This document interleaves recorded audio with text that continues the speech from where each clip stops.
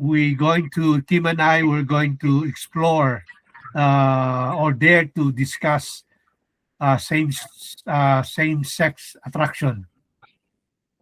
So I don't know how we will start from this conversation, but we hope that we'll be guided, with the proper spirit and proper attitude on the subject matter.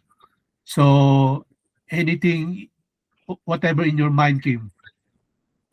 When we see people with that, challenge ba? Masasabi bang challenge yan or Mhm. situation? May mag-start ng whispers no? Yes. Pag-uusap-usapan mo na no? So, siguro nga. So, pero sa church, no? Sa church natin. So, ang binasa mo, very, very understanding, to be kind, no? Mm. So, it's expected then tayo when we react to, or when we see a brother or a sister, and we think that she has that same-sex attraction tendencies, we have to really be careful on our comments Yes. or response to her, or we do not discriminate. No? Yes. Sabi nga dito, this isn't about labels or debates. It's about people, real people learning to understand their own hearts in a world that doesn't always know how to listen. And we choose to listen. I had a conversation with somebody close to me. Mhm. Na when I talked to that person, siya, very young pa siya. Siguro mga 14 years old. Tapos,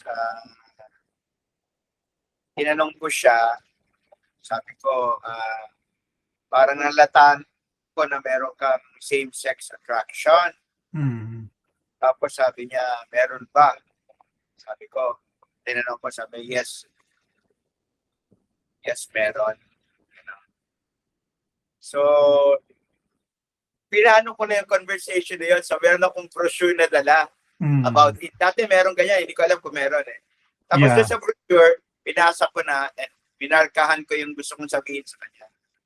Pero natandaan ko dun sa brochure na yun, sabi, our leaders really do not understand why some people have that tendencies, Mhm. same-sex attraction.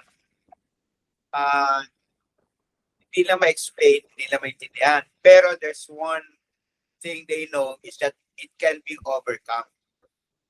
Okay. Yung nakalagay doon, it can be overcome. Now, nung time na yon, when I was talking to that person, ang akala ko overcome, this was about 20 years ago, the conversation. And I thought na kailangan niya overcome yung tendencies niya. Mhm. Diba? So yun ang thoughts ko na dapat i-overcome mo yung tendency. Pero it did not come out with sa conversation. Mhm. Pero now that ito ngayon, yung overcome pala, partly maybe to overcome yung ganun tendencies or to overcome, not to indulge in any homosexual acts. Mhm. It's Diba? the act. Overcome yung desire. Mhm. Act upon it. Diba? Yes. Yeah, correct. Like yung same-sex attract. Na-attract sa isang tao na attract sa the same lalaki siya, lalaki din yung attraction niya. Mhm. Babae siya, babae rin yung na-attract siya. So, it may persist during your lifetime. Mhm. But to act upon it can be overcome. Like, pareho rin yan sa mga brothers and sisters natin na hindi nag-aasawa. Yes. Or may problema sa pornographic ano, no? Yung mga ganong issue. Right? Yeah. Kailangan din nilang i-overcome yan. Right. Mhm. Like, pareho lang yan mga single natin, Jong, na Yes.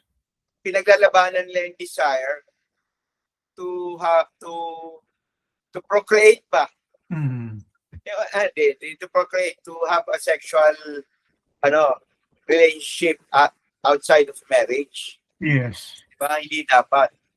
Kasi yung power of procreation, that's very strong eh. And kung babae ka o lalaki ka, you're given that power. Now, if you indulge in sexual relationship outside of marriage, Di mo man yan. you will use that power in a manner na violation sa commandment ng God because you're not married. Yes. Diba? So, kasi ang sex talaga, dapat ginagamit lang yung procreation Between man and woman. between man and woman. Yeah. So, pareho lang yan. About pornography, usually, kaya na hindi na overcome yung desire dahil doon nagsistart kuminsan. Diba? Dahil sa watching pornography. Pero, it has to be overcome. Yes. Pareho rin yan sa sex, sa same-sex attraction. Like, isang celebrity na nagulantang ako at sa tingin ko yung church community, si David Archuleta. Yes. Yeah. Nag-RM yun, Jong. Mhm.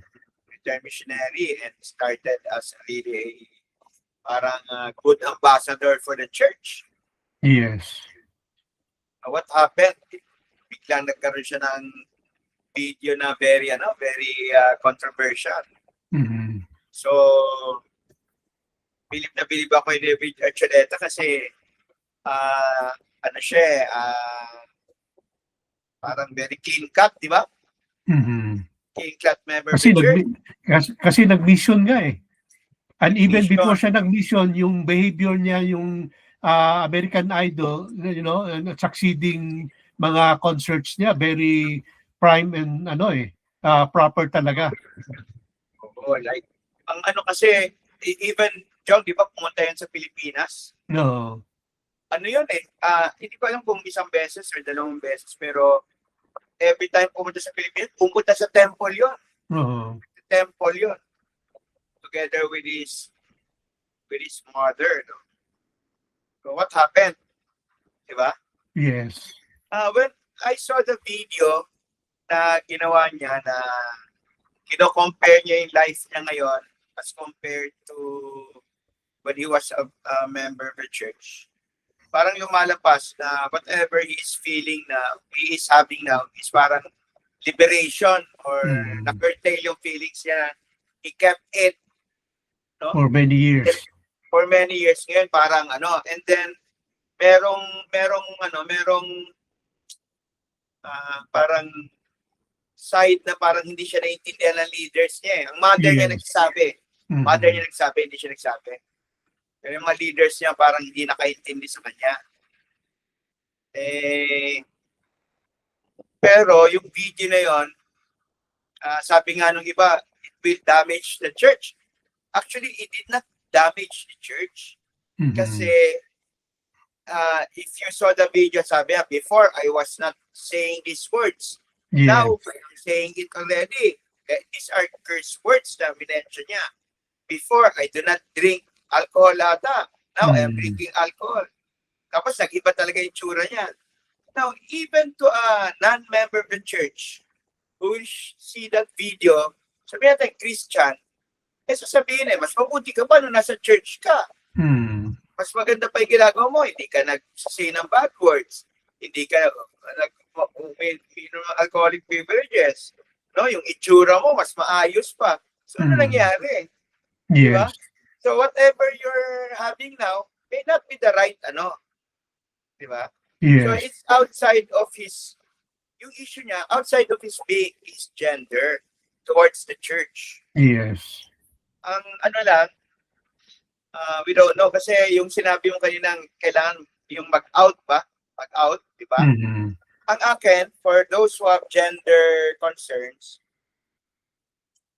ang best person to really talk to is the bishop sa church Mhm. or the stake president. Yes. Pero sana yung bishop and then stake president. Kasi these are our parang guiding ministers na i-share mo sa bishop na you have that challenge so that the bishop can monitor you, can Mhm. strengthen you. No, if you want it confidential, then that will become confidential. But if you have not shared it with your parents, maybe the bishop can help. No, I don't Mhm. know in what way, but maybe the bishop can help na yung concern mo na my parents do not know about it. Now, ano ba dapat response sa church? Yung naririnig ko dito, do wala sa ward namin, pero in some other wards dito sa Utah, so nagsisimba sila eh. Together yung partner. Right. And they have been accepted. I'm not sure kung what calling have been given by their bishop or ano yung mga service opportunity na binigay sa kanila. Pero they're basically integrated sa ward. Right. Actually, I read an article about that and very grateful to hindi ko lang alam kung some wards dito sa Philippines are ready for that. No? Mhm. Medyo, alam mo na may culture natin when it comes. Pero yung mga binabae ba, yung mga dito sa Pilipinas, sikat yan sila eh. Mhm. Di ba? Si Vice Ganda is, I think, one of the highest paid celebrity dito sa Pilipinas eh. Mhm. And people in mga Filipinos seem to be entertained and amused by her antics eh, no? Including members of the church, active members of Remember the church. not to be hypocrite about it, di ba? Kumisan, natatawa ako sa kanya eh, di ba? Mhm. Nakakatawa siya, pero most of the time, medyo hindi ako sangayon sa humor niya. Yes. There are times na may mga reels na nakakatawa, pero ang Filipinos parang hindi masyado sila critical sa mga sa mga probinsya, very yung gay Philippines eh. Pero ang tanong, should we take part on it? Mhm. I will try to give you an opinion, Jong, no? Okay. You know, sa dictionary, effeminate, di ba? Yes. Ang effeminate, define sa dictionary, womanish. Mhm. Womanish with, yung parang babae ba yung action niya ba? Oo. That's effeminate. Di ba? Pero it does not say there, kasi sa scriptures, merong kinokondem ang effeminate eh. Mhm. Kinokondem, pero siguro, opinion ka lang, Jong, ha? Oo. Ano na naman tayo dito? Ito yung pangalawang bash natin. Oo. Kasi sa last episode natin, meron na nag-umpisa eh. So, tingnan natin. Nung sinuggest mo na, yung sinuggest mo na pag-usapan natin to, medyo hirap ako isipin na paanong stand ko eh. Pero sige lang, we'll try. Let's dare to discuss, no, and not just listen to whisper. Right. Yung opinion ko dyan, yung if you are sabi natin, okay, priesthood holder tayo, di ba? Oo. May tendency kang, meron tayo nakikitang priesthood holder sa ward natin or sa stake natin na pag kumalaw, medyo binabae. Oo. Di ba? Yes. And they're really good members. Yeah, there's nothing wrong with that. Right. Tapos talagang mababait, matatalino. Oo. Pero feminine. Diba? Now, sa tingin ko, no, Oo. That's okay. Diba? Sandali lang. Pag sinabi mo bang sa tingin ko, it is based on experience or parang pinoformulate mo lang yan na idea na it would be safe for you to deal with those kind of, having issues Okay. with, Babanggitin ko na, merong isang bishop na medyo effeminate siya. oo, Pero married siya, married with oo, children. And I heard one of his members na one of the best bishop pa yung bishop na yon. oo, Pero Jong, pag gumalaw siya talaga para siyang babae, yes, pero he's a good husband and father. oo, Ano ko rito, like sa tingin ko, pag ang isang effeminate, nag-start ng magdamit babae, magkolorete, yung mag-makeup, oo, sa tingin ko, that becomes unbecoming as a priesthood holder. oo, Kasi whether medyo binabae ka or macho ka, manly ka, ang lalaki, binibigyan pa rin ng priesthood eh. mhm, So, every person, sabi natin, hindi manly itong priesthood holder na to, but he does not dress up like a woman, then I think that's okay. Yung manners niya lang. mhm, Pero pagka nag-mini-skirt na yan, nag-wig na yan, nag-make up, medyo unbecoming of a priesthood holder niyan. yes. Diba?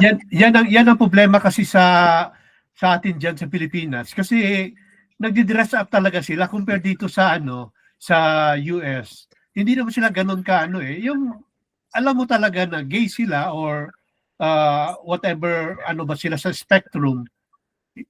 Typical ko ano nila, yung natural nila, hindi sila nagchi-change yung image ba or something Bira. like. Parang ganoon.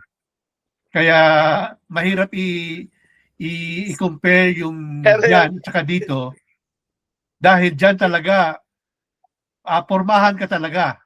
Pero John, yung sinasabi mong whispers, no? Whispers. Kailan nag-start yan? Yung mga members or mga family members sabi, ang gwapo-gwapo nitong anak ko. Ang gwapo-gwapo. Pero wala pang girlfriend hanggang ngayon. Oo. Di ba? Yan yung, Yes. ano bang gusto nito? Diba? Saan ba to attracted? At the same, we're talking of only male same-sex attraction, pero yung mga female, meron din, di ba? Oo.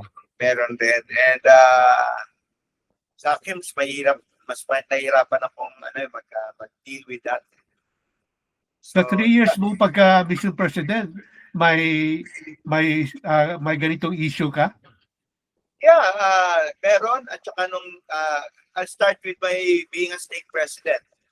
Actually, kung maikwento ko sa iyo, di ba dati ang church very active sa Boy Scout? Scouting. So we went there, nag-camping kami with Makati. Makati, parang mini jamboree ba? Dito sa Tongpo. Tapos, pinalinya namin yung mga Boy Scouts sa camping ground, mga Boy Scouts natin sa church. Alongside, parallel dun sa Makati. Na-observe ko yung mga nasa harap, mga effeminate. Mhm.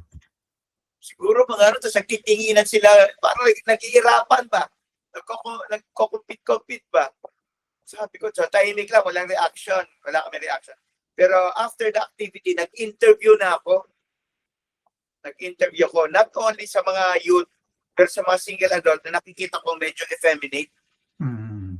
So straightforward ang interview. Sabi ko, it seems na obviously naman, medyo yung action mo hindi manly. Di ba?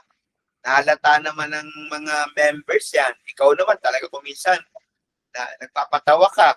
Di ba? Pero, do you have same-sex attraction? Yun ang tanong ko. Ano sagot? As a president. Merong sumagot na yes. Merong mga iba sumagot. Merong mga sumagot na hindi. Merong mga hindi sumagot na wala.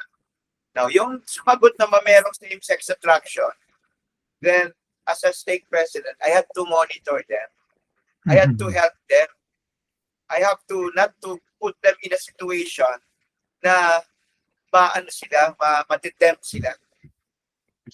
Kaya nga yung video for every leader na merong video na child protection video, Oh, every leader has to watch that. okay. And requirement yan lalo na pagka you are involved in the youths sa church, you have to watch that for your protection then and others. Pero I think more on your protection na if you have that kind of tendency. Tsaka magiging ang leader, siyempre, kung meron ka same-sex attraction, hindi ka na ilalagay dun sa mga calling na baka ma-tempt ka. Di ba? Tapos lagi ka how is your, with your attraction? Ganun. Parang prevention na lang. Tapos open sanang itong member na may ganung attraction should build trust, no? Between the leader and that person. Bishop ang pinaka-ano sa akin, bishop or stake president. Diba? Para naiintindihan niya. Now, So you're saying na it's the safest place to go. right. For me, kasi during that time yung stake natin, no? I was the stake president at the time. Meron tayong RM na nag-open siya sa Facebook eh. Nag-open siya. Sabi niya, nahati yung members sa comments. Nahati sila. Merong nagsabi, okay lang yan.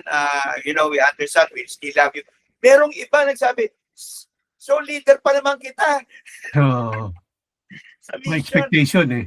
Tapos, wag kayo mangusga. Nag-aaway yung members sa comment section. Which, yun ang iniingatan natin. Imbis na walang issue na ganyan, nagkakaroon ng issue because we cannot control the reactions of some members. So that person should really talk to the bishop para yung confidentiality niya, if he likes to be protection. Pero ang kasi is yung whisper nga yung pag-uusapan ka dahil sa mo, wala kang control dyan eh. Yan ang problema sa, paano ba sabihin natin, sa culture natin na we're really into it ba na bakit ganito? Yung difference ng yung pagkatao mo sa yung paminsan parang mas more discriminate pa nga yung mga kapatid natin dyan kaysa, sa mga dito na medyo wala silang pakialam kung, kung anong meron ka. Yeah, with the leader, that's part of the conversation. So, ano ba na-feel mo doon sa mga, alam mo naman, may mga whispers tayo eh. So, draw ng bishop, yung feeling ng person. Pero the whispers may be positive or negative. Kasi yung iba, ang whispers, yung anak ni brother, ganyan, puti na lang ako, walang anak na ganyan. Or that's very big. Judgmental yan. Pero merong mga whispers na sayang, meron sana akong anak na i-pair off eh. Kasi gusto ko sana maging, that's a compliment. Yes. Manner, in a way, no? Pero yung, kaya nga, in life, Sandali ha. Masyadong magalaw yung mo. Okay. Tabig ko eh. Okay. Sige, go ahead.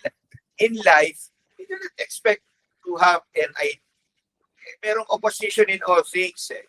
Yes. So, if we are, lagi tayong meron tayong, diba, tayo nga, nag-start tayo, good vibes lang to eh. Yes. Tama. Pero may mga reaction, hindi naman isa lang yun na kita natin may reaction eh. Diba? Isa lang naman. So, beforehand we had this conversation natin, we already were preparing ourselves for that. Yes. In terms of our response or reaction. Kaya ang church is really true because 20 years or 30 years ago, 20 years ago, yung family proclamation to the world, that proclamation should help members not to be confused whether ang same-sex marriage should be ordained Mhm. Nakalagay doon. 20 years ago, hindi pa pinag-uusapan masyado yan. Mhm. Pero nakalagay, a marriage between man and a woman is ordained of God. Yes. Diba? And if we are created in the image of God, no? If we go to a deeper but lovely doctrine, wonderful doctrine, we have a Heavenly Father and a Heavenly Mother. Mhm. Diba? So, ibig sabihin, image of God tayo, yung tayo, in the image of God, lalaki tayo, and our wife, in the image of also of a Heavenly Mother. Mhm. Diba? So, babae at lalaki lang yan. And it's a wonderful doctrine. We have a Heavenly Mother. Walang confusion. Now, how will our brothers and sisters or friends who have that attraction and sometimes nag-give in sila sa attraction nila, no? Na may partner sila ng na same sex. For me, I do not judge them. Let God be their judge. Let God be their judge. Pero the moment na may mga aktivista na dapat meron tayong CR na pangatlo, doon ako medyo hindi ako galit pero naiinis ako. Hindi ka Naiinis ano niyan, ako. Pero you won't subscribe. pero meron ako in-interview, Jong. Ito, medyo good vibes to. Oh. Wala raw siyang same-sex attraction. Wala Mhm. daw. Tapos ito, member nito, mahal na mahal to ng mga Relief Society. Mhm. Kasi nakakatawa siya, masarap siyang ano eh. Kaya nga, Very kaya nga tawag sila gay. Gay is happy. Oo nga. Yeah, di ba? Oo. Tapos sabi ko, alam mo brother, yung pananalita mo, dapat ano eh, parang medyo pwede ba nating i-tone down o kaya ilakad mo. Yung lakad niya raw, lakad niya, sabi ko, halatang halata kasi yung kembot mo eh. Oh. Alam mo sabi niya, President, kaya ko yung siguro pananalita, ito tone down ko. Pero Oh. yung lakad ko, hindi ko talaga kaya eh. Tumitigas yung kamay niya eh. Hindi ko talaga magagawa yan, President. Sorry po. You know, yung ano namin, yung interview namin, light lang eh, nagtawanan kami. Pero, Okay. Ito yung pagkaintindi ko.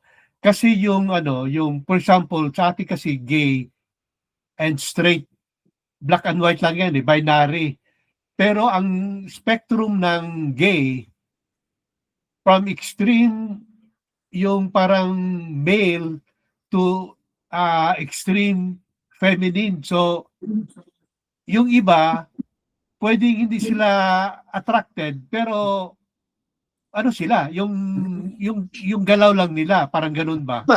tama. So yung sinasabi mo o yung ini-example mo na member, possibly na parang ano lang siya, yung the way, yung ways lang niya, ganun. Tama. Kaya nga importante yung mga interviews from the leaders. Kasi nga, like, as I shared nga, yung interview ko that I made when I was stake president sa Fairview, straightforward, tinanong ko, no? It seems na, alam mo naman na medyo effeminate ka, di ba? Everybody knows. And they love you, no? They love you in spite, yung kung what you are, di ba? Pero meron ka bang same-sex attraction? Doon sa mga in-interview ko, merong nagsabi, yes, President. Pero wala akong homosexual acts. Wala akong ganon. O di, Yes. no problem. Diba? Pero, siyempre, yung person na yan, pag nilagay mo sa situation, because he has tendencies, then, he will have tendencies. So, wag mo siya ilagay. Tapos ikaw, yun sila rin, hindi nila nilalagay yung situation. Pareho rin niya ng, you're not married. No? Tapos, you are with a woman. Very attractive yung woman. Tapos, you put yourself into a room na kayong dalawa lang. Di ba? So, yes. dapat yan. Walang difference yan. Walang difference yan. Whether di mo paglabanan or mapaglalabanan mo. So ang Okay. gagawin mo, we do not encourage same a woman and a man, or a young man and a young woman in the same room for a period of time na unsupervised.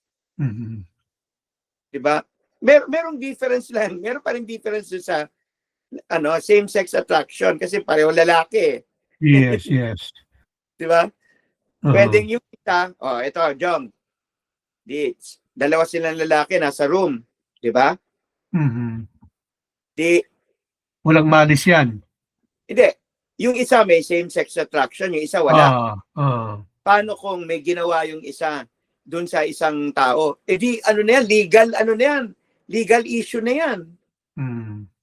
Nilagay mo yung siya sa kaya nga ang church yung position may mga may mga parameters tayo, which is very good, very maganda talaga ng program ng church. The church is thinking ahead talaga. Di ba? Kasi nga kunyari ang brother, di ba? Kawawa yung brother na porket effeminate siya tapos wala naman siyang same-sex attraction. Tapos mapagbibintangan siya na hinawakan niya yung isang young man na wala naman siyang malis. Tapos na-condemn siya pero meron tayong parameters sa church yan for the protection of the young men and those who have this challenge, which is really, if followed, it is really yung wonderful guidelines way, guidelines pala napakagandang guidelines talaga. Yan talaga yung kaya ang church na that we belong is a true church, di ba? Kasi nga meron tayong we are led by living prophet. Pero sa akin I don't have a condemning feeling for those who have that sana hindi, pero paano natin i-conclude ito? Sa akin ang akin, for those who have this challenge na mga members natin, I would like to counsel them to see their bishop or their stake president